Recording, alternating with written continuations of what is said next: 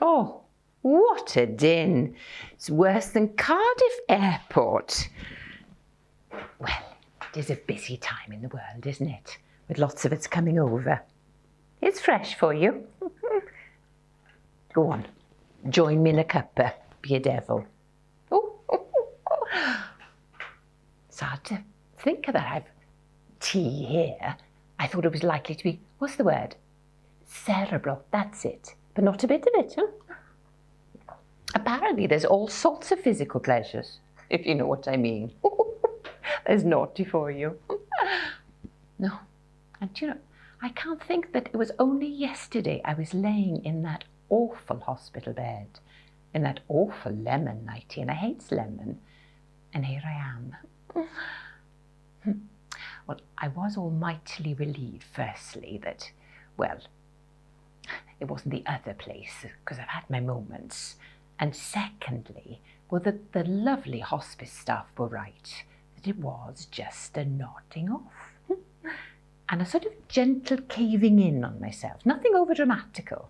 Now that's not like me at all, about the nodding off is.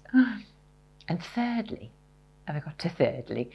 Well, that it was my time at last. I mean, after months of, well, farewell to pain and going in and out of the hospital like a bloody cuckoo clock. And those nurses and doctors, they're saints, aren't they? Well, they are. Do you know, I said to them, well, and remember this, I said, DNR, do not ruddy bother. You have to spell it out to them. No, I was ready. It was my time. I need to free up a bed for someone else. I'd had a good life, apart from at the end with Bill and his illness and then all my breathing malarkey. But apart from that, as I say, I was good to go. Apart from the deathbed scene, well, what a farce that was. Poor Helen. She didn't take to that very well. On Skype. What a modern corpse I am. You have to make do, don't you? Anyway, coming over, well, I puts on a warm coral lipstick. It looks better with the pallor at the moment, and prepared to meet my maker. Confess all about robbing shillings out the gas meter as kids and chewing gum on the chapel kneelers, things like that. But you know, he or she didn't show. I was a bit miffed at first, I can tell you. I mean, I thought, having knitted all those charity squares for blankets for the WRVS and baked millions, it must have been, guess the Sultana competition cakes. But still, that's by the by now, isn't it? There was this light on in a cottage, all cosy, to welcome me. Even had matching pink floral duvet and curtains it has.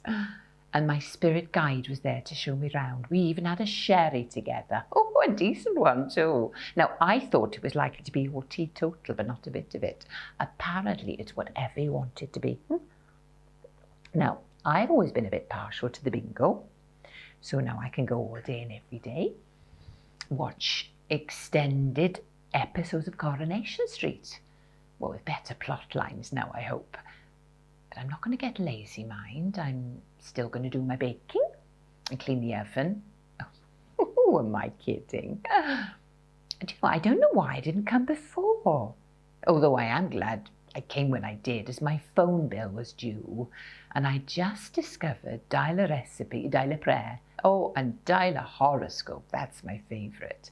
Because I'm a Leo, so the phone bill was bound to be steep. Oh, and coming over, I heard Harry Seacombe singing Abide With Me. Oh, you can receive all sorts of things. Number 9, I always knew she only took in just men's washing, my neighbour. And I always wondered why they were so long in the collecting of it, but now I know. There's naughty again. And, oh, Mrs. Jones, she'll be livid, mind. I've at last got the recipe, a secret recipe to her Simnel cake, and it is delicious. I knew it would be. No, I still feel affection for the old earth. No regrets. Well, maybe that I didn't finish my knitting. It was a lovely shade of fern green. And I can still look down and watch my Maisie, my little poppet, grow. She's just 7. You know, last time I saw her, she pressed her nose to the window pane and said, "Nana, don't cry." She said, "We're going to Marbella," that's what she calls it. "After lockdown, we're going to go on an aeroplane, so we'll see you in the clouds." Out of the mouths of babes, eh? And it's lovely seeing my Bill again. Oh, although I was a bit worried that he'd, well, find out about all the other men in my life. I needn't have worried though, because apparently he just disappears when another beau comes to call. How convenient is that? Good job, I got my youthful spirit back, I can tell you. Well, I better be getting back to him. He'll be wondering where I am and missing me all over again, I expect. I've got to get my frock on too. And, well, I don't know how long I'm going to be in this bit for or what happens next.